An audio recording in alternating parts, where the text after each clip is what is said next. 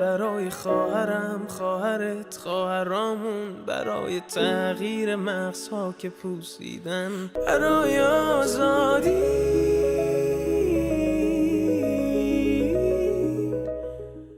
Бул ыр Ирандагы былтыркы толкундоолордон бери элди сүрөгөн киминге айланды. Аны ирандыктардын бийликке каршы жеке нааразычылыктарын чогулткан ырчы Шервин Хаджипур аткарды. Ырчы ушул ырынын айынан камалып, жазасын күтүп отурат. Эмнеге мындай болду? Чындыгында Иранда ушул убакка чейин Гашты Иршат мамлекеттик түзүмү болгон. Аны көбүнчө Адеп ахлак полициясы деп аташат. Полиция жарандардын сырткы кебетесине көз салып, ал тургай шарияттын талаптарын аткарбагандыгы үчүн камай алат. 2022 жылдын сентябрында Адеп ахлак полициясы 22 жаштагы Макса Амини аттуу кызды хиджабты туура эмес кийген деп айыптап кармаган. Бир нече күндөн кийин кыз каза болуп калган. Анын жакындары Амини полициянын нур токмогунан улам каза болгонун айтышууда. Бул окуя Иранда элдик толкунду жаратты. Максаны акыркы сапарга узатуу учурунда нааразычылык акциялары башталды. Көтөрүлүш тез эле өлкөнүн дээрлик бардык провинцияларына жайылып, 3 айга жакын созулду. Демонстранттардын көбүн студенттер түздү.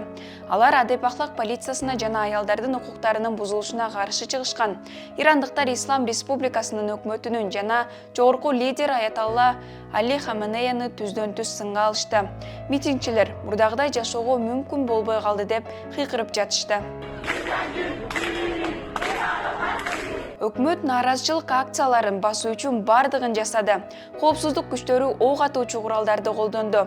Жада калса жашы жете элек балдар да сабалды. Өлкөдө интернет өчүрүлдү. Курман болгондор тууралуу маалыматтар ар кайсы булактарда айырмаланууда. 200 адамдан 500гө чейин деп жазылууда. Күч түзүмдөрү 100 миңден ашуун кишини кармады. Бийлик нааразычылык акциянын катышуучуларын эң оор жазага тартууда. Бир нече активист өлүм жазасына да тартылды. Иран бийлиги адатынча бул нааразычылык акцияларынын артында Америка менен Израиль турат деп айыптады. Бирок баары бир бийликке Адеп ахлак полициясын жоюуга жана хиджабты милдеттүү түрдө кийүү тууралуу мыйзамды кароого туура келди. Бул азыр дагы деле талкууланууда. Ирандагы элдик толкунду дүйнө жүзүндөгү этникалык ирандыктар колдоду. Амининин урматына жана аялдардын укугу үчүн алар чачтарын кесип бийликке каршы чыгышты. Бул биринчи гана элдик толкун эмес. Буга чейин 2018 жылы да ушундай болгон. Анда жарандар өлкөдөгү экономикалык кризисти шылтоо кылып, өкмөттү Сирия, Палестина жана Ливанга финансылык колдоо көрсөтпөөгө талап коюшкан.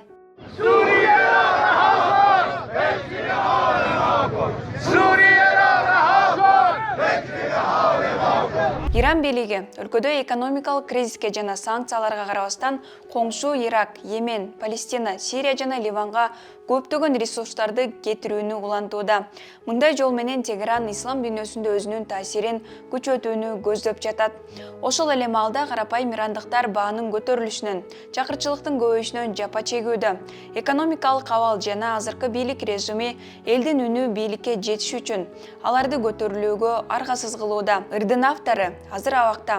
Жакында эле анын ыры коомдук өзгөртүүлөр үчүн мыкты ыр номинациясында Грэмми сыйлыгына татыды.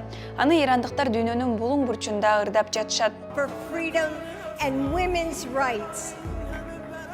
This video appeared on Shervin's Instagram page and was seen more than 40 million times in less than 2 days.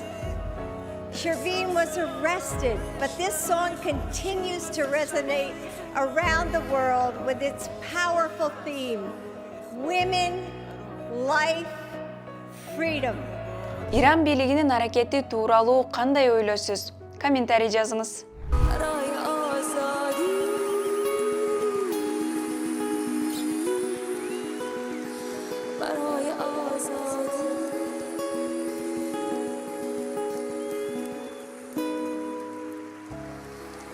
Para las mujeres, para la vida.